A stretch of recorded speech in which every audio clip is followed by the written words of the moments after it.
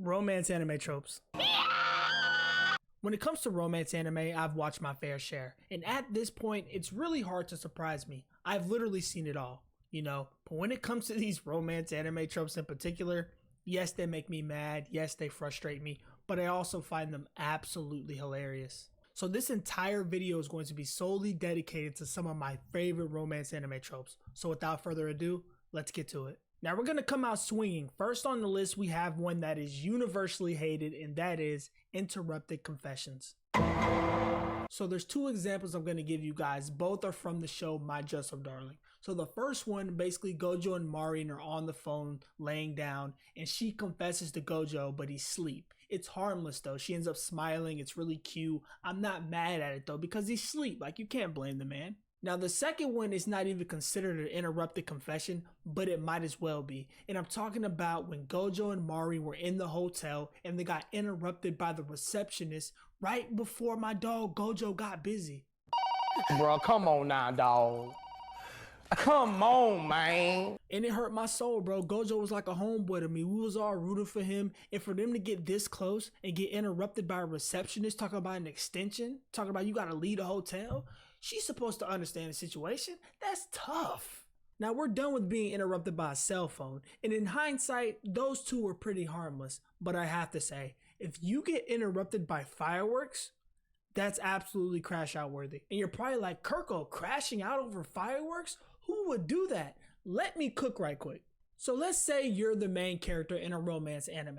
Majority of this show is going to be spent developing the relationship between you and your love interest, right?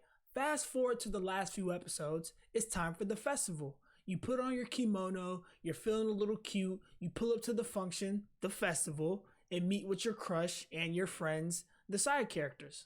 Now you guys are having fun, you play the goldfish scooping game, you hit the shooting galleries. If you've watched any festival episode, this is literally what they do, right? So you get to the end, it's you and your crush overlooking the sky. Everything leads to this point, tensions are high, and as you're about to confess, you get interrupted by fireworks.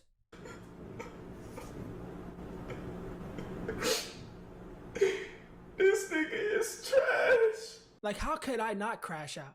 And let me be honest, if I don't crash out from that, if someone calls her and she goes, oh, sorry, I have to take this. She walks off and talks to the person on the phone, leaving me here like an idiot. And then she comes back and goes, oh, I'm sorry. What were you going to say? Now, crashing out over fireworks, completely valid. But let's tone it down a little bit and get to what we have next, which is the sick episode. You can't have romance anime without the sick episode. It's literally that pivotal. Now, it's either the main character or the love interest gets sick. They visit each other. It's either one or two things happen. One, they cook a home-cooked meal. You remember that episode of Komi-san Can't Communicate where Komi comes to visit Tadano and literally takes care of him? That's the type of treatment I want. Or you have the other way where they just buy a bunch of medicine from the convenience store and plop it all on the bed. And yeah, you know how that goes. And you better hope she knows how to cook. I don't know if you guys have ever watched Special A before, but if you've seen what Hikari was about to feed Kei, oh my god, did you see those bowls, bro? What was she on? But all jokes aside, I really do think that the sick episode plays a pivotal part in most romance animes. Obviously, it goes to show that these people care about you, even if it's like this much. They come to visit you, they come to take care of you, because for some reason, nobody else gives a fuck about you.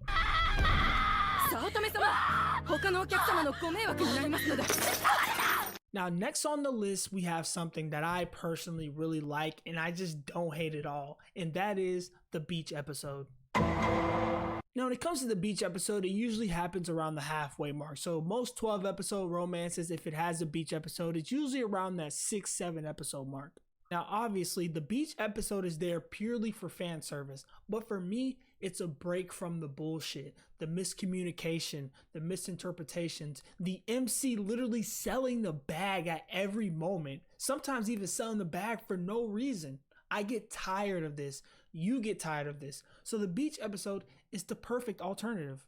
And it's not a beach episode without the two random dudes pulling up trying to holler at the girl. These dudes are like 35 years old trying to talk to a 16-year-old girl. That's actually crazy. And then the MC pulls up and he's like, this is my girlfriend.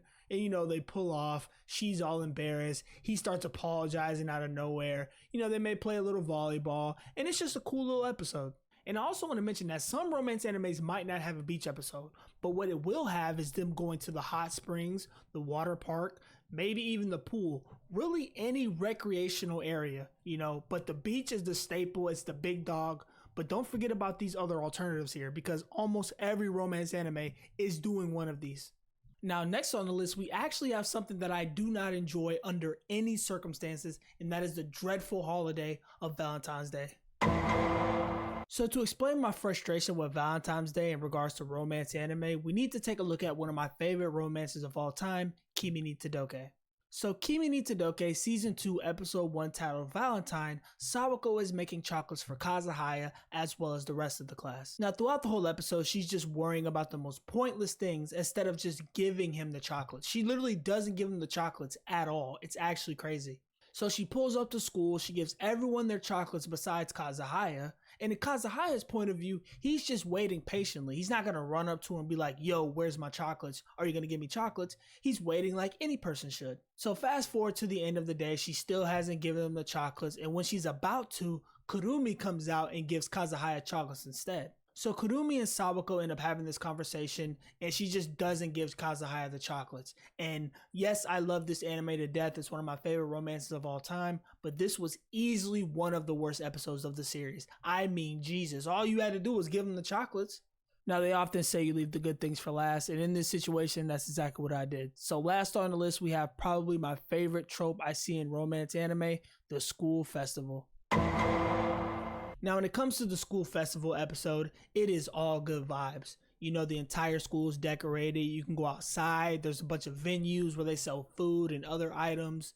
Each class basically has to come up with their own gig. It's either one of the two. It's either a maid cafe or a haunted house. I want you to sit back and think of any romance anime you've watched with the school festival episode and tell me it wasn't one of those two.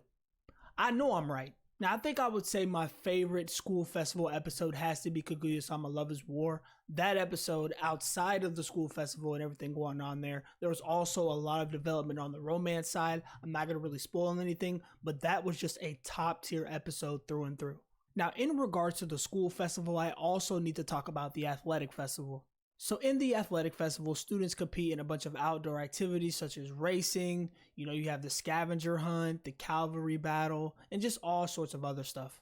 And to top off a good school festival episode, you can't go wrong with the iconic bonfire dance. And the bonfire creates this atmosphere for love to blossom. You may get some confessions, maybe some ship teases of some side characters you've been shipping, and all around, bro, it's just a vibe. But yeah, that's pretty much going to cap off this video. This is my first official video, so I'm super excited to put it out, man. I hope you guys do enjoy it. There's still a lot of work that needs to be done as far as, editing and tweaking my mic to sound better. Like I said, this is a journey, man. And for those of you who are here to support me, we're on it together. But yeah, if you guys do come out of this video, drop a like and comment down below. Let me know one anime trope that you hate to death or one that you love. Just let me know. And with that being said, it's your boy Kirko. I'm out.